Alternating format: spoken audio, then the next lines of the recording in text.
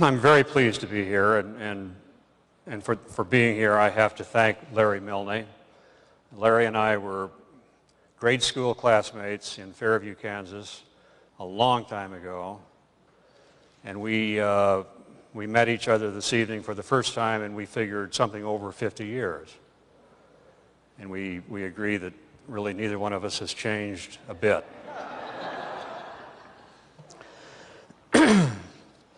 My topic this evening is East Asia and what's happening there and what's happening in U.S. relations with East Asia. And this is a subject that I used to be quite fluent in because it was my business. Since I've retired, I've maintained an active interest in it, but I've been thinking about it mostly from the sidelines. Nevertheless, I had 30-plus years of working in that part of the world or working in Washington on East Asian issues, and so I think I developed a certain perspective on the region, and I would like to share that with you this evening. And one of the striking things about East Asia is the rapidity with which the place has changed.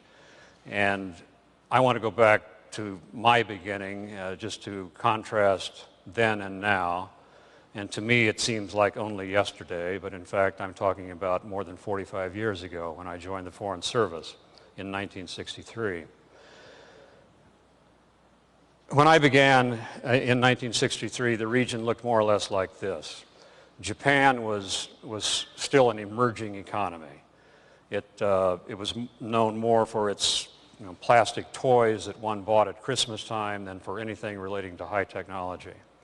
It was just beginning to prepare for its sort of international coming out as the host of the 1964 Olympics, which, interesting to me, Korea also did 24 years after that, and then another 20 years later, China did the same thing. China in 1963 had only recently discarded its Great Leap Forward, which was one of the more disastrous and broadly destructive of Mao's visions for transforming his country. And it was about to enter into the Cultural Revolution, which would be another chaotic and very trying period for the Chinese people. And Deng Xiaoping and modernization and the China that we know today was still many years in the future back then. South Korea in 1963 was considered to be an economic basket case, and there were experts who seriously doubted that it could ever survive as a nation state. North Korea at that time was far stronger, both politically and economically, not politically, economically and militarily than South Korea, and the gap between them was widening in North Korea's favor.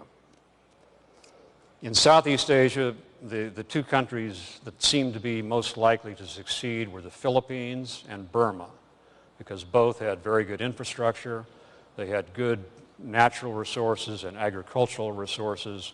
They seemed to be the places that were going to be in the vanguard. Indonesia back then was in the final years of the Sukarno regime, and a couple of years later was the Sukarno regime imploded, and the demise of that government was followed by a terrible trauma for the country of Indonesia, in which probably 500,000 people were killed, most of them ethnic Chinese who were deemed to be communists, deemed falsely to be communists. Thailand in those years was attempting to cope with a communist insurgency that was very serious, and it was linked very closely to the communist movements that were putting great pressure on Laos, Cambodia, and Vietnam next door. And in Vietnam, some of you may remember, if you're as old as I am, the Buddhist anti-government uprising of 1963, which featured Buddhist monks immolating themselves in the streets, and they made the cover of Time magazine doing that. And it was a very dramatic and effective protest, effective enough that it caused the United States to give tacit support for the overthrow of the South Vietnamese government of President Diem. And arguably speaking, that dramatic event left the United States, in a sense, responsible for much of what happened after that. This is the pottery barn theory of foreign policy. It's one that I subscribe to. If you break it, it's yours. So that was 1963. Over the next 20 years or so, there were generally positive developments throughout the region. Of course, we had the Vietnam War. But while the Vietnam War was going on elsewhere in Asia, interesting and basically positive things were happening. Japan, became a major economic power, and it moved in the direction of high technology, and it moved eventually to offshore manufacturing, and from there it developed itself as a major center of finance, as pillars of its economy. Taiwan and Korea followed a somewhat similar path, export-led economic development, and then movement up the technology ladder, and success after success, confounding the pessimists of 20 years earlier who had predicted nothing but poverty for Taiwan as well as Korea. And the China that we thought we knew in the mid-1960s was beginning to become the China that frankly we're still getting to know today.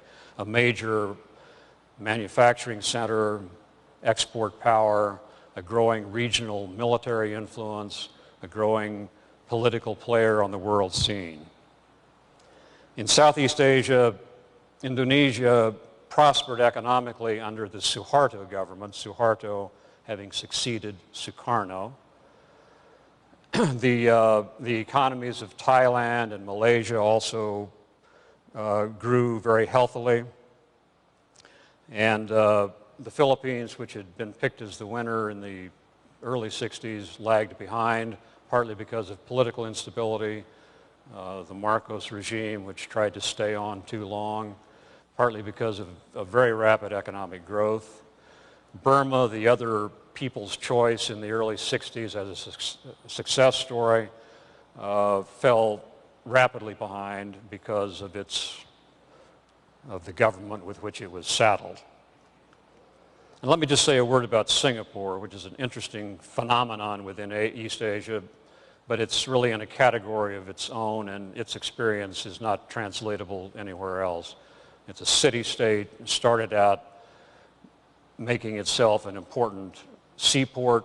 It became the biggest or second biggest seaport in the world, and by far the most efficient, and then moved from that increasingly into financial services, and today is an important financial center globally. And its per capita GDP places its people among the richest in the world. So more recently, over the last, say, 20 years, that kind of brought you up to the, say, mid-80s. From then to now, those same positive trends generally have continued, despite a temporary setback about a decade ago, if you remember the Asian financial crisis, which was kind of a precursor on a small scale of what we seem to be going through now.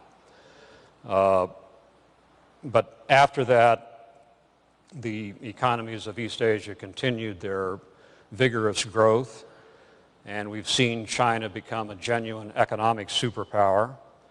Although it's useful to remember that Japan, about which people don't talk a lot compared to China, it's Japan which remains solidly in second place as the world's largest economy, the world's second largest economy after the United States. South Korea, by the way, has become the 11th largest economy in the world, that country that we thought might be a permanent basket case. And its rival, North Korea, has slid ever deeper into poverty.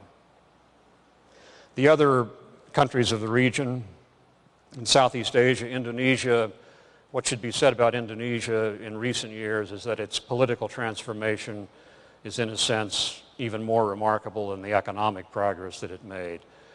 Since the end of the Suharto regime a number of years ago, Indonesia has has organized a couple of presidential elections. They've been very well done, and Indonesian democracy appears to be quite firmly established. And I would never have guessed when I was living in Indonesia in the late 1960s that that could ever happen. And I think the Indonesians have a great deal to be proud of. The other Southeast Asian countries, and there's an organization called the Association of Southeast Asia Nations, or ASEAN, which is important in that part of the world.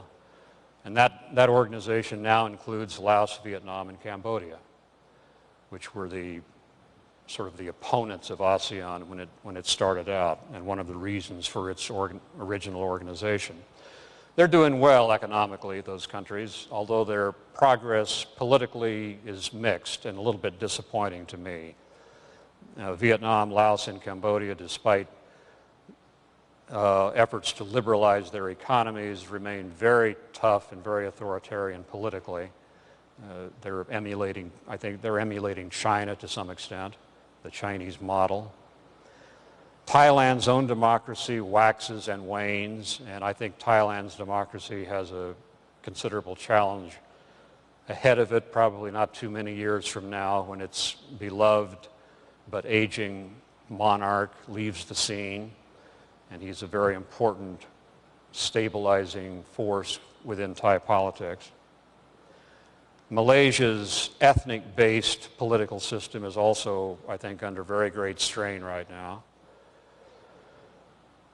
And of course, Burma has gone nowhere but further down. And the current global financial crisis has had a major impact in East Asia. It's just like it has here. Japanese exports, which are heavy on high-end manufacturers such as automobiles, high technology items, luxury goods, are down 50% in January and February of this year from January and February of last year. Chinese exports have also suffered, although not nearly as much, perhaps because what we and the rest of the world buy from China are more nearly in the category of necessities rather than luxuries. But they too are down at least a quarter. And there have been similar declines throughout the region. Stock markets have taken a hit as well. The Japanese Nikkei, their version of the Dow Jones Industrial Average, is at about a 25-year low. And millions of jobs have been lost throughout the region, including high-paying jobs in places like Singapore and elsewhere.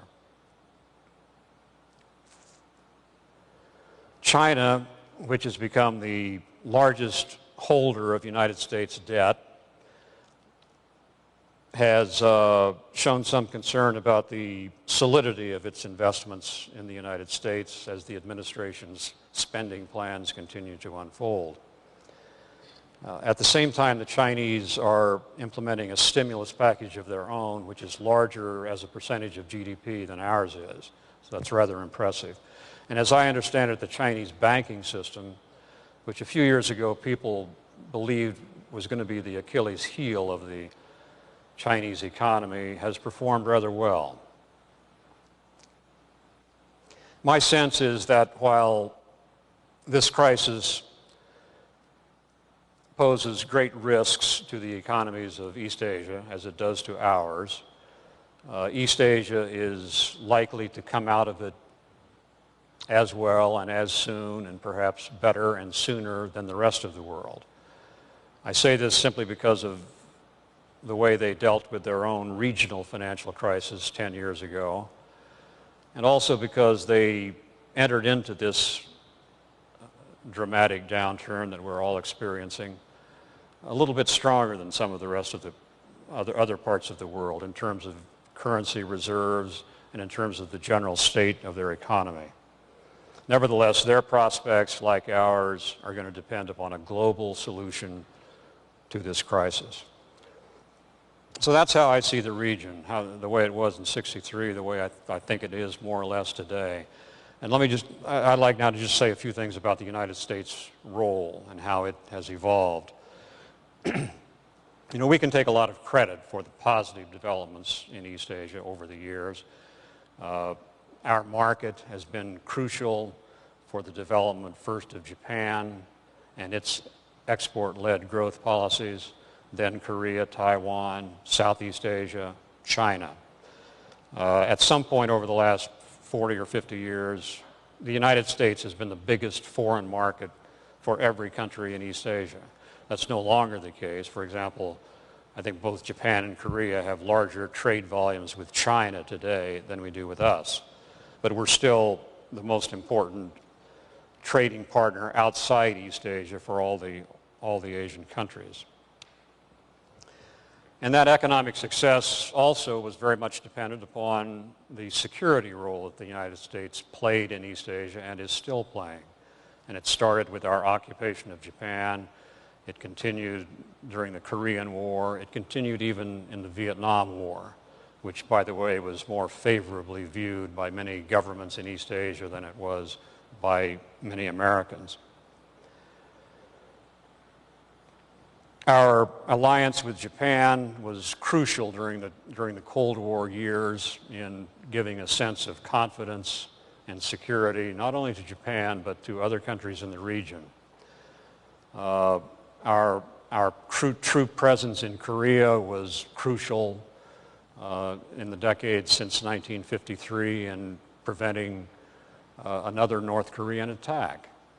And frankly, it still is today, despite everything that's changed.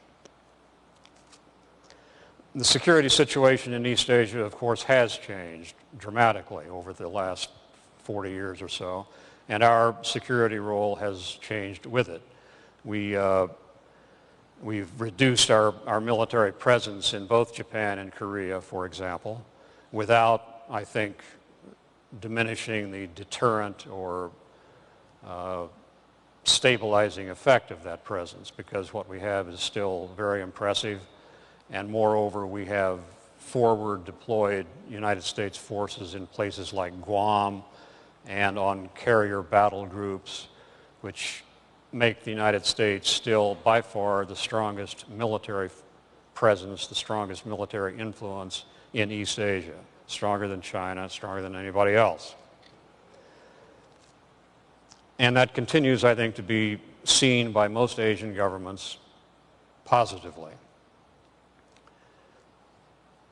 Even in South Korea, which is now far more powerful militarily than its northern brethren, whereas 40 years ago it was much weaker. Now there's no question but that South Korea is far stronger militarily than North Korea, and of course economically there's no contest. Despite that, a United States military presence on the Korean Peninsula, I think, is still important to the preservation of stability on that peninsula, to the prevention of another war.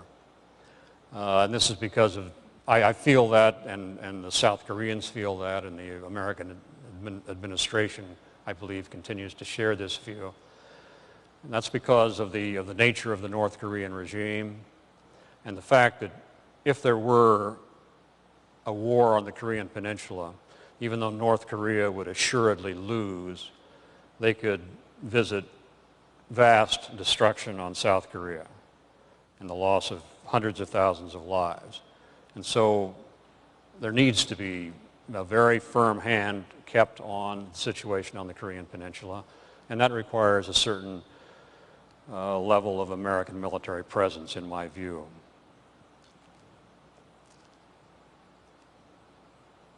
We've developed in Southeast Asia strong political relationships with just about every country with the exception of Burma. We have good cooperative relations that, for example, enable us to count on Thailand when we need to have transit rights for flights going from the West Coast to South Asia, or ships stopping over and refitting. That sort of thing happens routinely. And we have good relations and good cooperative relationships with all of those governments in essentially anything related to the war on terror. In fact, throughout East Asia, you can count all of the governments of the region, with the exception, I suppose, of North Korea and Burma, in the friendly column where the war on terror is concerned.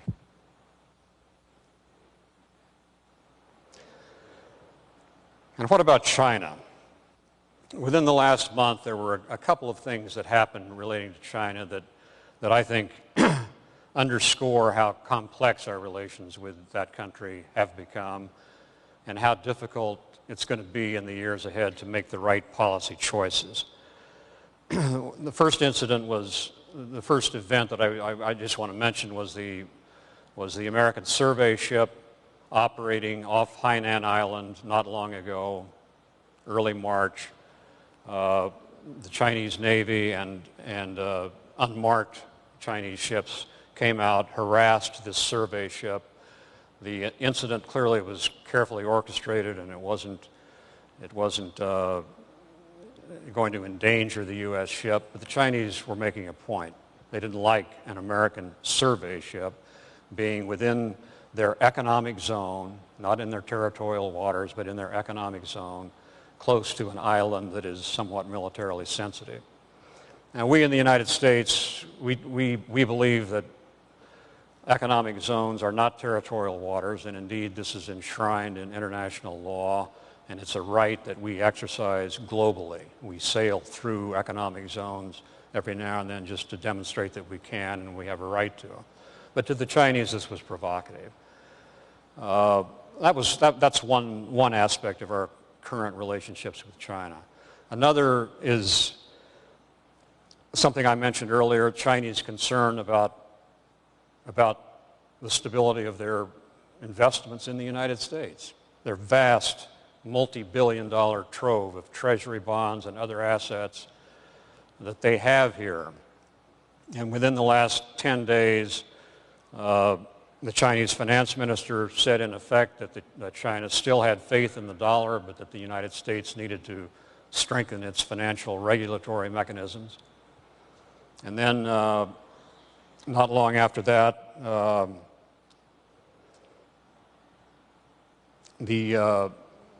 another Chinese official, very senior official, just a couple of days ago said, in effect, no, we don't have faith in the dollar anymore, and we believe that steps should be taken to develop a new international reserve currency to replace the dollar.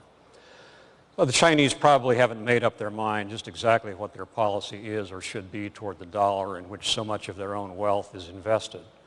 But the point is, they're concerned about it. And when the Chinese speak on this issue, because of the weight of their investment in our economy, it behooves us to listen. And I frankly wonder when I read about the new Obama budget of 3.5 trillion with a T dollars, whether we're listening carefully enough. So is China, with its burgeoning economy and its growing military strength, to be regarded as a friend or a foe? How do we deal with it? This is not a problem that we had when we thought about the Soviet Union 30 years ago. They had no stake in the U.S. or global economies, but the Chinese have a vast stake. And yet we differ profoundly with China on some important issues. Sometimes it has to do with the status of Taiwan. Sometimes, and probably for many years into the future, it has to do with the nature of democracy, political pluralism. I think we've dealt with China quite skillfully over the years. We've been essentially pragmatic in our dealings with China in the 30 years since we have normalized relations with them. We've tried to dampen down tensions from time to time between China and Taiwan. We have tried to develop good military-to-military relationships to help us deal with incidents like the one that happened earlier this month. And we've tried to work with the Chinese on all the big issues of the day, the big global issues, climate change, energy security, and of course, managing the global economy. And we've also kept on the agenda, although in a pretty quiet way, human rights. And it has to remain part of our agenda with China, I think, and it also has to be always dealt with carefully. I think the new administration is continuing along the same lines as its predecessor and its predecessors, going back through Clinton to George H.W. Bush to Reagan to Jimmy Carter when normalization took place. And I think that's important. China is neither friend nor foe. What China is a crucial, vital, vastly important reality in East Asia and on the world stage. And we have to use a term that is kind of a cliche, but it fits, we have to engage China on all fronts. Let me just say in closing that our broad goals for the region for East Asia are basically the same kind of things that we worry about on a worldwide basis. For example, we want to curb nuclear proliferation globally. In East Asia, that means plugging away at our frustrating and thus far completely unproductive talks with the North Koreans within the six-party context. We have to keep trying on that. We want to maintain open markets globally. And that's not going to be easy to do in the next year or two, either globally or with respect to East Asia, because protectionist pressures are building upon governments in East Asia just as they are building upon the administration in Washington. And when we're in a severe downturn like this, nativist sentiments arise and people become protectionist, and that gets translated into government policy all too often. We have to nevertheless try to keep markets open. We're trying to support the development within East Asia of regionalism, that is habits of consultation among the governments of the region so that they can solve problems amicably and so tensions can be controlled and the place becomes happier and an easier place for outsiders such as us to deal with. East Asia is never going to be like Europe because it's way too big and way too diverse, but a little bit of regionalism is a good thing and it does no harm. We're working with East Asians, as we are with governments around the world, on this terrible phenomenon of Islamic fundamentalist terrorist problems. It's particularly acute in the Philippines, secondarily perhaps in Indonesia. We have to keep cooperative relations with all of the governments of that region so that we can deal effectively together with that issue. And of course, above all else, we've got to try to work with East Asian governments, Japan and China most of all, in figuring out a way to get out of this global economic morass that we are in. I'm very pleased that Secretary of State Clinton made East Asia her first foreign visit and Japan her very first stop. And I hope that signals that region will have a somewhat higher priority for the Obama administration than it has recently had. You know, you've heard it said that governments deal first with the urgent, not the important. And since 9/11, obviously our urgent priority has been the Middle East and South Asia. But that's been a little bit disquieting and troubling from time to time to our friends in East Asia. And symbolism is something that goes a long way in a situation like this, and it doesn't cost very much. So it was very good that Secretary Clinton went to East Asia first. It meant a lot to governments of that region, and I think it got the Obama administration off to a very good start in its relations with that part of the world. So let me stop here, and I would welcome your comments and criticisms. Thank you.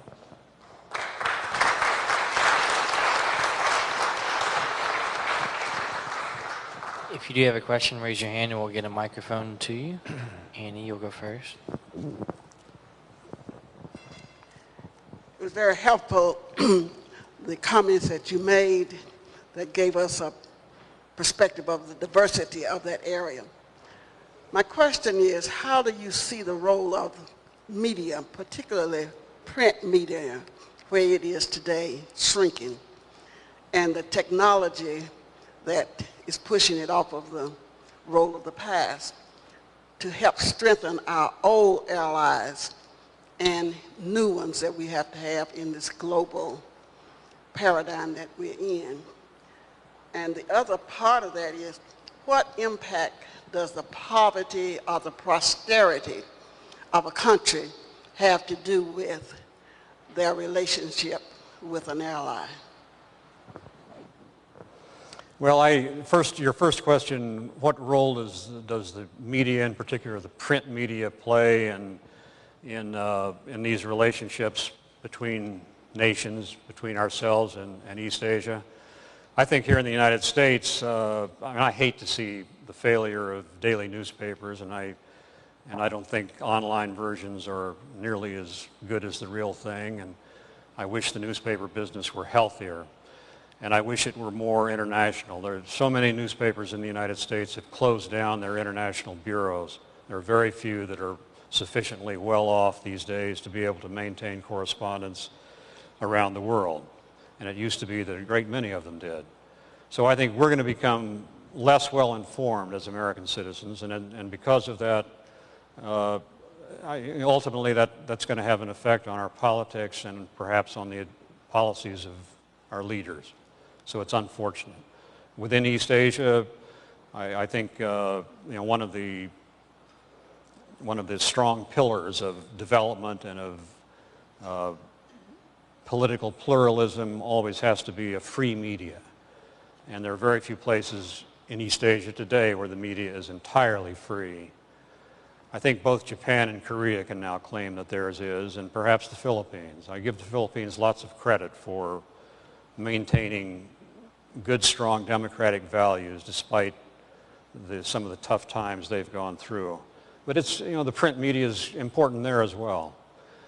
Poverty is, if a country is poor, I suppose that's the overwhelming concern of its leadership. And East Asia has been outstanding and different from other parts of the developing world over the last few decades because so many of its countries have become economic success stories.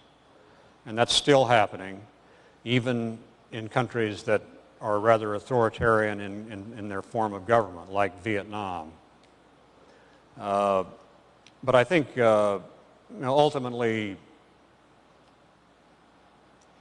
poverty is going to have an impact on politics. There was an interesting discussion today on NPR that Stacey and I heard while we were driving down here about China and about China's growth rate, and the common wisdom being that it needs to maintain an 8% rate of growth in order to maintain political stability. Because if it drops much below that, then people are going to be out of work in very large numbers, and there could be some political restiveness. And it may well drop below that this year. So there too, that's an example of I suppose, the connection between poverty and politics and international policy. Todd? I'm Todd Moore, one of the Clinton students here, and a Kansas grad and a Kansas native. So welcome, Rock Chalk Jayhawks. We're going to have a victory tomorrow night. Absolutely. There we go. You bet. There we go. Good. You clap it up. And I'm headed to China this summer for my international service project. And I have two questions for you. One, I really want you to talk more about this administration's view on foreign policy in that region and what you would like to see happen for that region as far as where Secretary Clinton and President Obama should go in moving toward in helping that region move forward. And my second question is about the role of corporations in China. There's been an increased amount of American and European as well as Chinese entrepreneurship there and corporate interest there, of course with the manufacturing base being there as well. What should the role of corporations be in helping guide that country? Well, I think with respect to the Obama administration policy toward East Asia, I think it's probably going to kind of fit right into the groove that previous administrations have left. And I think it's, basically we've done all right in East Asia in our policies. Even during the George W. Bush administration, an administration which in other parts of the world sometimes let ideology get ahead of pragmatism. But with respect to its dealings with China in particular and Asia in general, the Bush policy was quite solid, and Obama's is going to be as well. And this is a part of the world where I think continuity is important, and I expect to see continuity. I think Hillary Clinton, in her visit to the region, signaled that the United States is going to be playing a role very similar in the Obama administration as it has played in previous administrations. As far as I'm concerned, that's basically okay. That's good.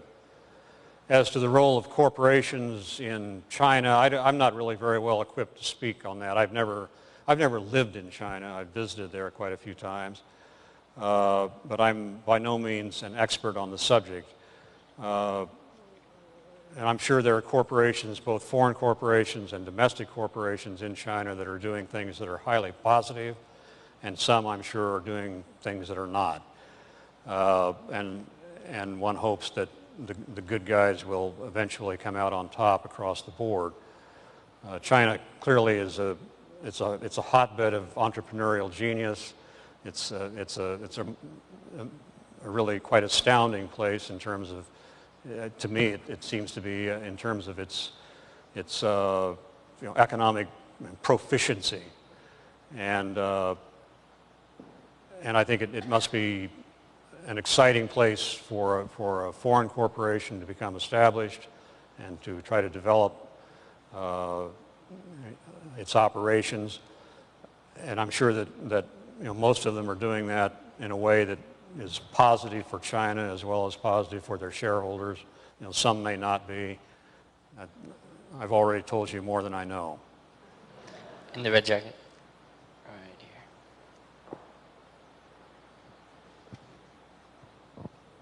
here. Does the U.S. still maintain a military presence in the Philippines?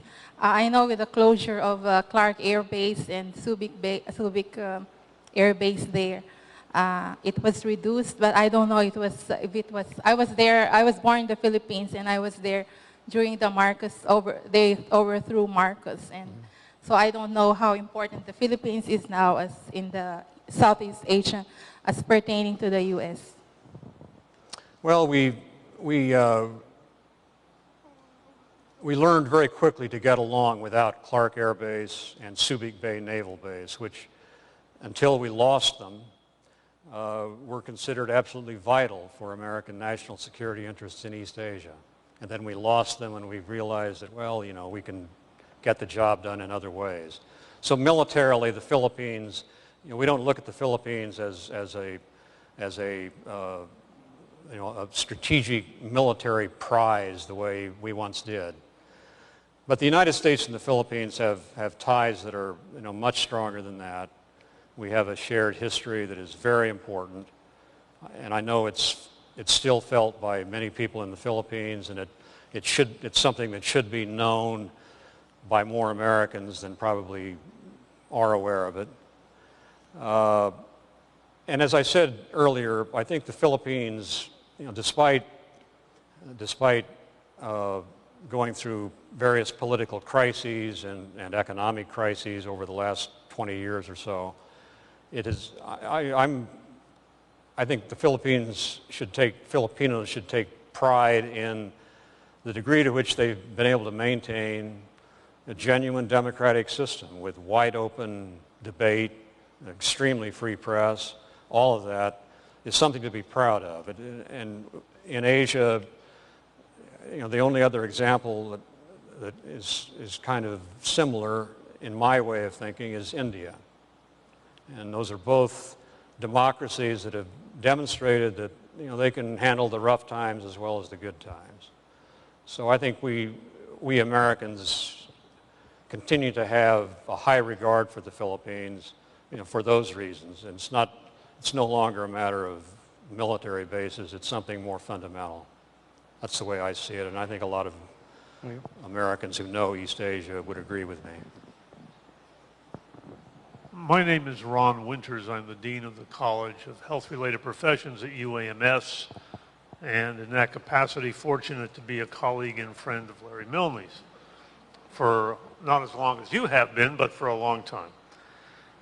Recently, I've been reading, since the apparent illness of Kim Jong-il, speculation that I assume is based on the belief that there is no formal system of succession in North Korea, that when he goes, which may or may not be imminent, it's postulated by several speculators that a more hardline, more bellicose government will take over.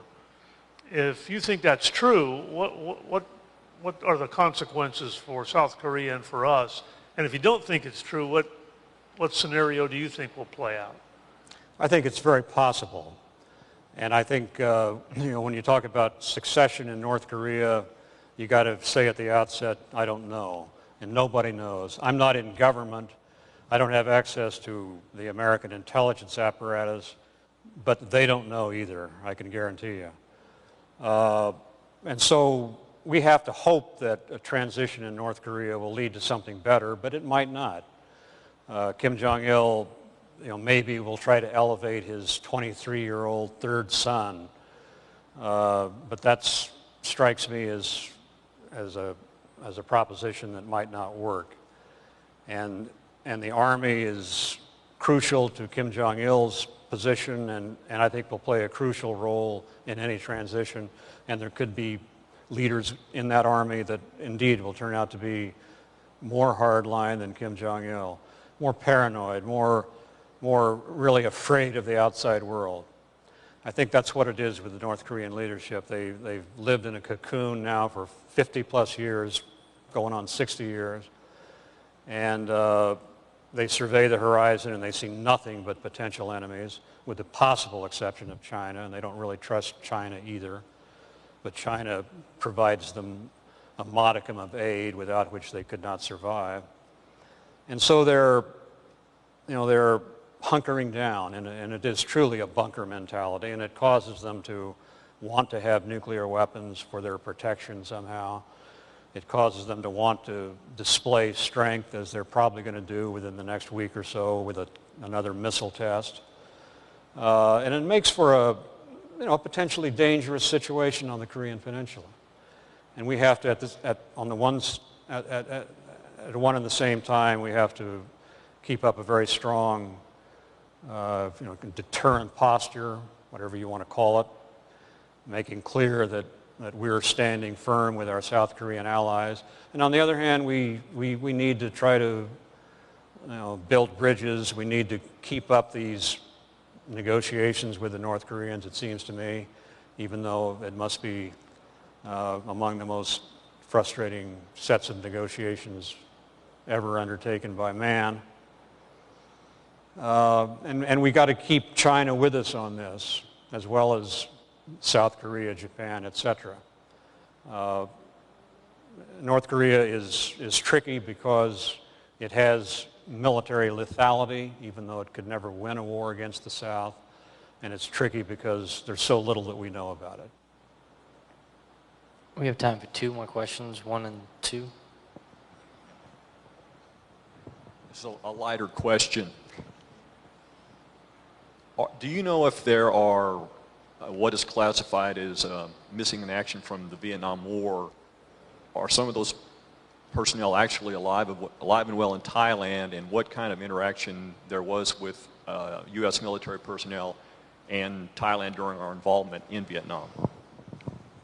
No, I don't think any American prisoners of war missing in action are alive anywhere in Indochina, which is not to say that we should not pay attention to that issue. And I personally did when I was in government, and I still do in a way. I'm an advisor to an organization called the National League of Families of POW MIAs, which also does not believe anybody is alive, but they do know that there are several hundred Americans who were held by North Vietnam, and we have documentary evidence that they were, but they didn't come home in 1973, and their remains have never been discovered. So we keep working with the North Vietnamese government, with the Vietnamese government, and with the governments of Cambodia and Laos to try to get to the bottom of some of those mysteries, both by conducting search operations in the jungles of Vietnam and Laos, and also by sorting through the archives of Vietnam and Cambodia and Laos, those kinds of activities. But nobody expects to find anybody alive, and I think that hope was given up probably 20 years ago. Nevertheless, families still need answers to what happened to their loved ones in quite a few cases, and it's worth pursuing for that reason. Last question. You had mentioned that Burma and Philippines were some of the rising stars back in the 60s, and then they ended up not fulfilling their promise. Were there common characteristics that they did, mistakes they made policy-wise that we could learn from? And then on the other hand, like South Korea, South Korea, what did they do that were successful? I don't know, and I wouldn't and I shouldn't put Philippines and Burma in the same category. I'm sorry that I linked them that way because they're not the same. The Philippine economic development was I think, hindered by corruption under the Marcos regime and by instability that followed the demise of the Marcos regime.